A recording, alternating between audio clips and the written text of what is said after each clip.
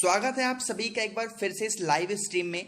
आज हम डिस्कस करने वाले हैं पर्यावरण अध्ययन के बारे में, जो कि आपका एक टेस्ट के फॉर्म में होगा। आप लोगों में से 20 क्वेश्चन आपको दिए जाएंगे, आपको बताने होंगे कमेंट सेक्शन में कि 20 क्वेश्चन में से आपके कितने क्वेश्चन सही हुए। ठीक है, तो प्लीज एक बार वीडियो को शेयर कर दीजिए। बहुत इंपॉर्टेंट वीडियो है। प्रीवियस ईयर के जितने क्वेश्चन आए हुए हैं मैंने उनको एक टेस्ट के फॉर्म में रखा है, तो प्लीज एक बार शेयर करिए जिससे ज्यादा से ज्यादा लोग जुड़ पाए। मैं स्टार्ट कर रहा हूं वीडियो को, और एक बार शेयर जरूर करिएगा और वीडियो को एंड तक जरूर देखिएगा अगर आपको टेस्ट अच्छा लगेगा तो। ठीक है, तो फर्स्ट क्वेश्चन है आपके सामने कि पर्यावरण संरक्षण अधिनियम कब बनाया गया था। बहुत इंपॉर्टेंट क्वेश्चन है। ऑप्शन है 1982, 1986, 1990 या फिर 1994।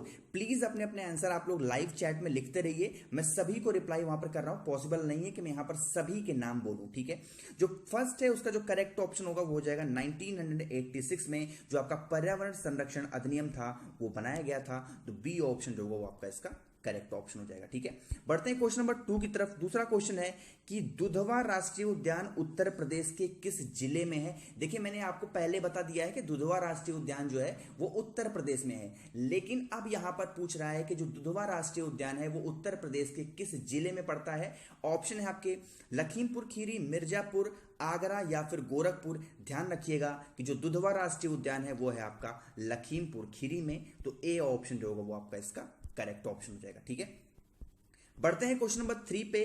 थर्ड क्वेश्चन है कि केंद्रीय नियंत्रण प्रदूषण बोर्ड यानी कि सेंट्रल पॉल्यूशन कंट्रोल बोर्ड की स्थापना कब हुई, इस्टेब्लिशमेंट कब हुई। ऑप्शन है 1970, 72, 74 या फिर 1984। ध्यान रखिएगा जो थर्ड है उसका जो करेक्ट ऑप्शन होगा वो हो जाएगा 1974 में केंद्रीय नियंत्रण प्रदूषण बोर्ड की स्थापना की गई थी। तो सी ऑप्शन होगा हमारा इसका करेक्ट ऑप्शन हो जाएगा। नए लोग जो भी लाइव स्ट्रीम में जुड़ गए प्लीज लाइव स्ट्रीम को एक बार लाइक जरूर कर दीजिएगा। वीडियो पहली बार देख रहे हैं तो सब्सक्राइब बटन में प्रेस करके बेल आइकन जरूर ऑन करिएगा।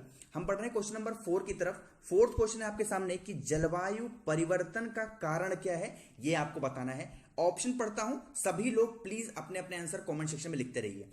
ऑप्शन है ग्रीन हाउस गैस, ओजोन परत का क्षरण यानी कि डिप्लेशन ऑफ ओजोन लेयर की बात कर रहा है, प्रदूषण यानी कि पोल्यूशन की बात कर रहा है, या फिर डी ऑप्शन है उपयुक्त सभी ऑल ऑफ द एबव की बात कर रहा है। ध्यान रखिएगा, अगर जलवायु यानी कि आपका क्लाइमेट अगर चेंज हो रहा है तो उसमें ग्रीन हाउस गैस भी जो है जिम्मेदार होती है, ओजोन परत का जो डिप्लेशन है वो भी जिम्मेदार होता है, प्रदूषण तो ऑलरेडी जिम्मेदार है ही है। ध्यान रखिएगा, तो जो डी ऑप्शन होगा उपयुक्त सभी वो हमारा इसका करेक्ट ऑप्शन हो जाएगा क्लाइमेट चेंजिंग के लिए। ठीक है, बढ़ रहे हैं हम क्वेश्चन नंबर 5 की तरफ। लिखा हुआ है मॉन्ट्रियल प्रोटोकॉल किससे संबंधित है। इंपॉर्टेंट क्वेश्चन है, प्रीवियस ईयर सीटेट 2017 और 18 में साथ में रिपीट हुआ था ये क्वेश्चन। ठीक है, ऑप्शन है माइक्रोसॉफ्ट से, ओजोन परत संरक्षण से, सी ऑप्शन है मार्टियल की आबादी से, या फिर डी ऑप्शन है इनमें से कोई नहीं। ध्यान रखिएगा जो मार्टियल प्रोटोकॉल था वो आपका संबंधित था किससे, वो था आपका ओजोन परत के संरक्षण से। जैसा कि आपको पता होगा कि जो ओजोन लेयर है उसका डिप्लेशन हो रहा है क्लोरोफ्लोरोकार्बन से मैक्सिमम, तो उसी को रोकने के लिए एक प्रोटोकॉल लाया गया था मार्टियल प्रोटोकॉल, और ये आपका संबंधित था ओजोन परत के संरक्षण से लिए बचाव के लिए। ठीक है, तो बी ऑप्शन जो होगा वो हमारा इसका करेक्ट ऑप्शन होगा। ठीक है, बढ़ते हैं क्वेश्चन नंबर 6 की तरफ। प्लीज जो भी नए लोग जुड़ गए लाइव स्ट्रीम को लाइक करते हुए चलिए। 6 क्वेश्चन है कि अखबार में कौन सा विषैला तत्व होता है। देखिए, आपने जब देखे होंगे लोग कहते हैं कि अखबार में जो है कुछ हमें खाना नहीं चाहिए, है ना, कुछ रखना नहीं चाहिए, कोई ऑयली चीज या फिर कोई भी चीज। इससे क्या होता है जो उसके इंक होते हैं वो उसमें लग जाते हैं और वो बहुत ही खतरनाक होते हैं। वही पूछ रहा है कि अखबार में कौन सा विषैला तत्व होता है।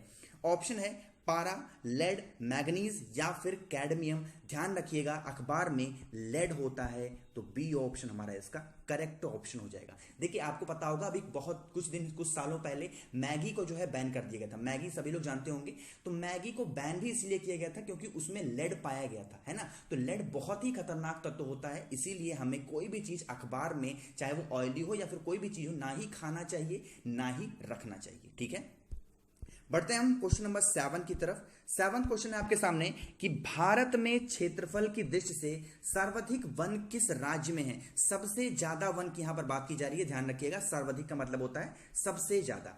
ऑप्शन है अरुणाचल प्रदेश, मिजोरम, लक्षद्वीप या फिर मध्य प्रदेश। ध्यान रखिएगा, सबसे ज्यादा अगर क्षेत्रफल की हम बात करते हैं, वहां पर सबसे ज्यादा वन पेड़ों की हम बात करें तो वो आता है मध्य प्रदेश में। तो डी ऑप्शन जो होगा 7th का, वो हमारा इसका करेक्ट ऑप्शन होगा। ठीक है, बढ़ते हैं क्वेश्चन नंबर 8 की तरफ। इंपॉर्टेंट क्वेश्चन है, साइंस से है कि रक्त कैंसर किस औद्योगिक रसायन से होता है। ध्यान रखिएगा, इंडस्ट्रियल कौन सा ऐसा केमिकल है जिससे ब्लड कैंसर होता है। ऑप्शन है बेंजीन, मैग्नीज, पीसीबी या फिर एस्बेस्टस। ध्यान रखिएगा, जो 8th का ए ऑप्शन है, बेंजीन की वजह से जो रक्त कैंसर होता है, ब्लड कैंसर होता है, वो रेस्पॉन्सिबल होता है। तो ए ऑप्शन जो होगा वो हमारा इसका करेक्ट ऑप्शन होगा। ठीक है, ध्यान रखिएगा सारी चीजों को जो भी मैं बता रहा हूं। 9th क्वेश्चन है, वातावरण में सर्वाधिक प्रदूषण गैस कौन सी है। जो सबसे ज्यादा पोल्यूट कर रही है वातावरण को, वो आपको बताना है कौन सी ऐसी गैस है। ऑप्शन है ब्यूटेन, बेंजीन, मीथेन या फिर प्रोपेन।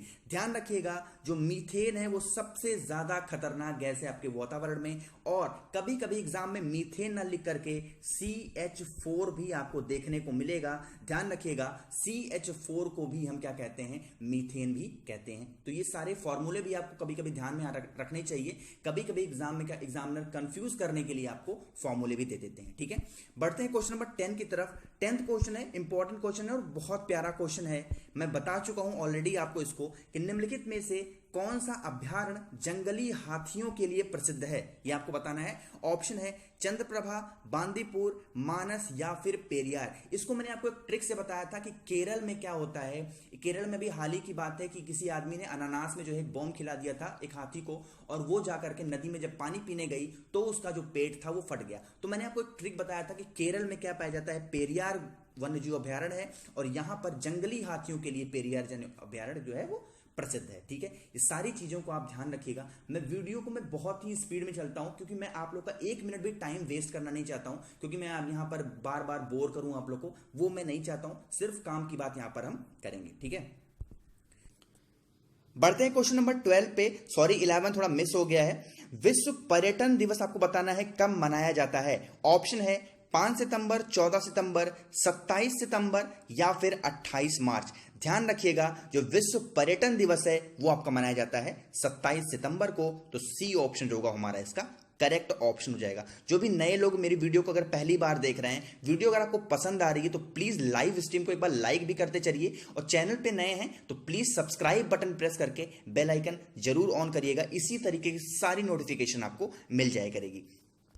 13 क्वेश्चन है कि भारत में सबसे कम वन किस राज्य में है। देखिए कितना इंपॉर्टेंट क्वेश्चन है और कितना फैक्ट है, अभी आपको दिखाता हूं मैं किस तरीके से है।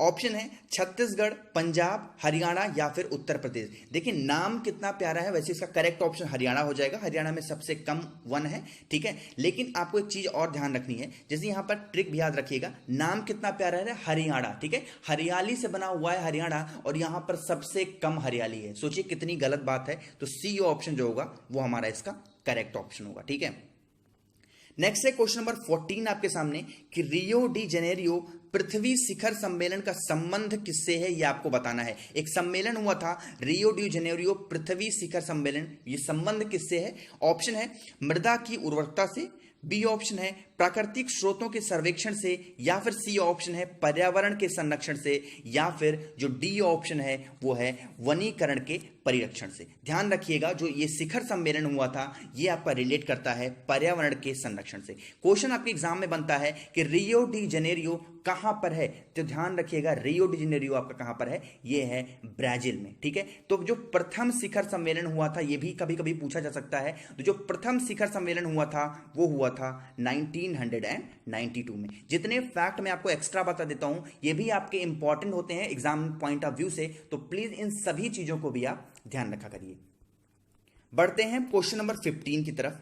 15 क्वेश्चन है, किस राष्ट्रीय उद्यान में विदेशी पक्षी साइबेरियन सारस केवल प्रजनन हेतु आते हैं? ये देखिए कुछ इमेज कुछ इस तरीके से दिख रहा होगा। ये अगर आप लोग में से कोई इलाहाबाद यानी कि प्रयाग गए होंगे तो वहां पर आपको ठंडक के टाइम पे ये देखने को मिलते होंगे, बहुत सारे साइबेरियन पक्षी वहां पर आ जाते हैं। ठीक है, ऐसा इसलिए होता है कि साइबेरिया, जैसा कि आपको नाम से ही पता चल रहा है, साइबेरिया में बहुत ज्यादा ठंडक पड़ जाती है तो वहां से सारे पक्षी भाग आते हैं। ठीक है, लेकिन यहां पर पूछ रहा है प्रजनन हेतु कहां पर आते हैं, कौन से पार्क में आते हैं? ऑप्शन है सरिस्का राष्ट्रीय उद्यान, केवलादेव राष्ट्रीय उद्यान, राजाजी राष्ट्रीय उद्यान या फिर दुधवा राष्ट्रीय उद्यान। ध्यान रखिएगा, जो प्रजनन के लिए आते हैं साइबेरियन सारस वो आते हैं आपके केवलादेव राष्ट्रीय उद्यान में। तो बी ऑप्शन होगा हमारा इसका करेक्ट ऑप्शन हो जाएगा। एक्चुअली केवलादेव और सरिस्का दोनों में आते हैं, लेकिन जो आपका परफेक्ट आंसर बनता है, आयोग जो आपका आंसर देता है वो देता है केवलादेव। ठीक है, अगर केवलादेव होगा तो सरिस्का बहुत कम चांस होगा सरिस्का आपके ऑप्शन में हो, क्योंकि दोनों जगह पहुंचते हैं वो, तो सरिस्का एक्चुअली रहता नहीं है। बट मैंने यहां पर आपको समझाने के लिए दोनों ऑप्शन दे रखे हैं, और ये दोनों जो है पार्क कहां पाए जाते हैं, ये हैं आपके राजस्थान में। ठीक है, सारी चीजें आप ध्यान रखा करिए। नेक्स्ट है क्वेश्चन नंबर 16 आपके सामने। 16 क्वेश्चन है कि हाइड्रोफाइट किससे संबंधित है? देखिए यहां पर जो हाइड्रो लिखा गया है ना, हाइड्रो ये एक रूट वर्ड है। हाइड्रो का मतलब होता है, हाइड्रा का मतलब होता है पानी यानी कि वाटर। ठीक है, अब मैं ऑप्शन पढ़ता हूं। एक समुद्री जानवर से रिलेटेड का है, एक जलीय पौधे से रिलेटेड है, एक पौधा रोग है, या फिर एक जड़ रहित पौधा है। ध्यान रखिएगा 16 का जो बी ऑप्शन होगा, ये एक जलीय पौधे को हम हाइड्रोफाइट बोलते हैं, तो बी ऑप्शन हमारा इसका करेक्ट ऑप्शन होगा। ठीक है, बढ़ते हैं क्वेश्चन नंबर 17 की तरफ कि ग्लोबल 500 पर्यावरण पुरस्कार किस अंतरराष्ट्रीय संस्थान द्वारा दिया जाता है? ऑप्शन है, एक पर्यावरण का जो है पुरस्कार होता है ग्लोबल 500, वही बताना है आपको। ऑप्शन पढ़ता हूं, वर्ल्ड वाइड फंड, संयुक्त पर्यावरण कार्यक्रम द्वारा, विश्व बैंक या फिर संयुक्त राष्ट्र पर्यावरण विकास संस्था द्वारा। देखिए जितने भी संस्था के यहाँ पर नाम दिए गए हैं इन सभी के बारे में मैंने डिटेल में बता रखा है। यहाँ पर आई बटन पे आ रहा होगा, अगर आपने ये वाली वीडियो नहीं देखी है देख लीजिएगा। सभी के बारे में मैंने बहुत अच्छे तरीके डिटेल बता रखा है, कौन स्टैब्लिश कर रहा है, कैसे है, सारी चीजें इन सभी के बारे में मैंने बता रखी है। ठीक है, तो जो 17th है उसका जो करेक्ट ऑप्शन होगा वो हो जाएगा बी ऑप्शन, संयुक्त पर्यावरण कार्यक्रम द्वारा ये पुरस्कार दिया जाता है। ठीक है, देखिए एक चीज और पूछता है कि आखिर ये स्टार्ट कब हुआ था, तो ये स्टार्ट हुआ था आपका 2005 में। ठीक है, ये सारे जो ईयर होते हैं कभी कभी आपके एग्जाम में पूछ ले जाते हैं, तो प्लीज इन सभी चीजों को भी आप ध्यान रखा करिए। ठीक है, बढ़ते हैं क्वेश्चन नंबर 18 पे। लिखा हुआ है अधिकांश कीट श्वसन करते हैं यानी कि सांस कैसे लेते हैं? ऑप्शन है त्वचा से, क्लोम से, फेफड़ों से या फिर वातक तंत्र से। ध्यान रखिएगा बहुत सारे कीड़े, ठीक है, बहुत सारे, यहां पर कीड़ों की बात की जा रही है, बहुत सारे कीड़े किससे सांस लेते हैं? वो लेते हैं अपने वातक तंत्र से। तो डी ऑप्शन आपका इसका करेक्ट ऑप्शन होगा। वातक तंत्र को इंग्लिश में क्या कहते हैं? अगर आप लोगों में से किसी को भी पता है तो प्लीज कमेंट सेक्शन में जरूर बता दीजिएगा। बढ़ते हैं क्वेश्चन नंबर 19 की तरफ कि संसार में किस जीव की संख्या सर्वाधिक यानी सबसे ज्यादा है, ये आपको बताना है। ठीक है, ऑप्शन है मछली, भृंग, सरीसृप या फिर पक्षी। देखिए स्टूडेंट कंफ्यूज किसमें होते हैं, एक तो होते हैं मछली में और एक होते हैं पक्षी में, क्योंकि यही दोनों ज्यादा देखने को मिलती है और यही दोनों सारी चीजें वो भी देखते भी हैं। तो लेकिन ध्यान रखिएगा जो सबसे ज्यादा जीव के वो है आपकी मछली। ठीक है, मछली सबसे ज्यादा है आपके पूरे वर्ल्ड में, तो ए ऑप्शन होगा हमारा इसका करेक्ट ऑप्शन होगा। ठीक है, नेक्स्ट है क्वेश्चन नंबर 20 आपके सामने कि वायुमंडल में 99% भाग पर किन दो गैसों का विस्तार है, यह आपको बताना है। ऑप्शन है ओजोन, ऑक्सीजन, ऑक्सीजन और नाइट्रोजन, या फिर सी ऑप्शन है कार्बन डाइऑक्साइड और ओजोन, या फिर डी ऑप्शन है आर्गन और ओजोन। ध्यान रखिएगा आपके पर्यावरण में 78% क्या पाया जाता है, वो है नाइट्रोजन, और 21% पाया जाता है क्या, पाया जाता है ऑक्सीजन। तो 8 और 1 9 और 7 और 2 और 9, तो ये 99% बन गया है नाइट्रोजन और ऑक्सीजन बनके। नाइट्रोजन और ऑक्सीजन हमारा बी ऑप्शन में है, तो बी ऑप्शन हमारा इसका करेक्ट ऑप्शन हो जाएगा। ठीक है, तो सारे फैक्ट मैंने आपको बता दिए 20 क्वेश्चन में से। आई होप कि आपको समझ में जरूर आया होगा। तो प्लीज अगर समझ में आया है तो लाइक बटन पे जरूर प्रेस करिएगा। वीडियो पहली बार देखा है तो सब्सक्राइब बटन पे प्रेस जरूर करिएगा, ताकि सारी नोटिफिकेशन आपको मिल जाया करे। ठीक है, तो thank you so much watching this video. Keep smiling, stay home, stay safe. Comment जरूर करिएगा अपने स्कोर आपके जितने भी आए।